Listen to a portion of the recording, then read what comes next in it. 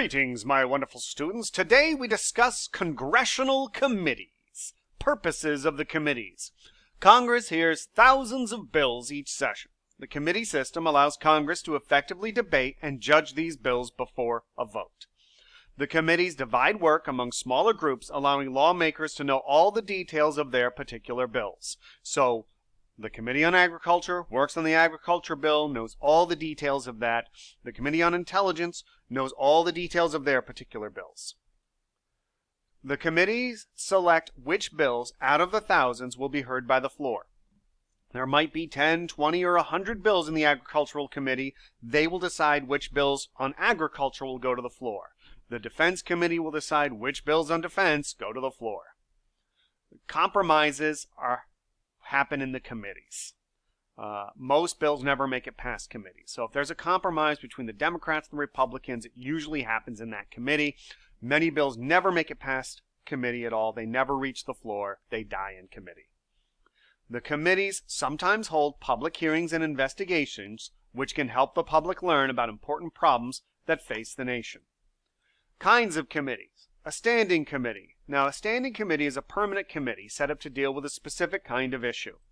The majority party elects the chair from their own party, of course.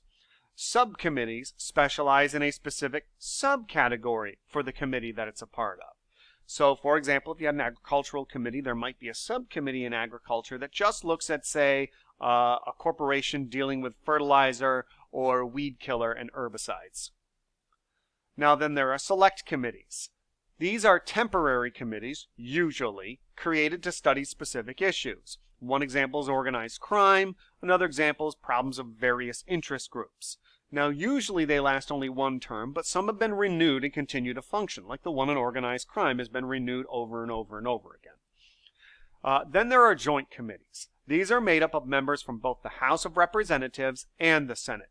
They coordinate the workings of the two houses. Because the houses need to pass bills together to send them to the President of the United States, it makes sense that if the House is working on a bill about the budget, the Senate should be working on a bill about the budget at the same time. If the House is working on putting together an agricultural bill, then the Senate should be working on putting together a similar agricultural bill. Conference committees. Now, before a bill can be signed, it must be passed by the House and the Senate in identical forms. The bill that comes out of the House committee might be very different than the bill that comes out of the Senate committee.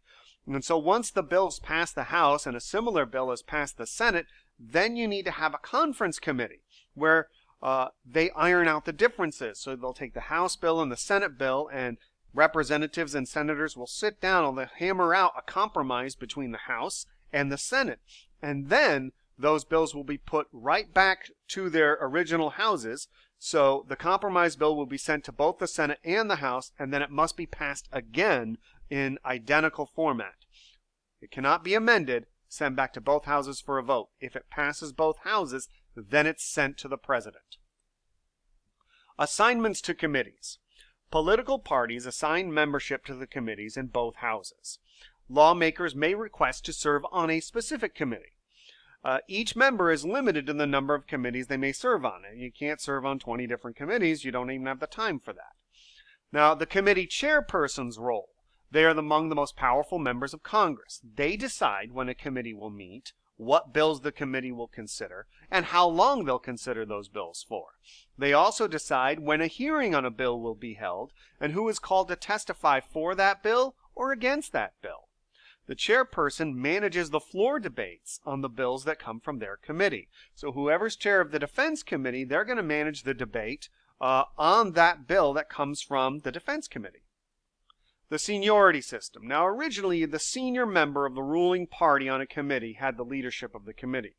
That changed in the 1970s, and committee chairs or leaders are now chosen by secret ballot in the committee.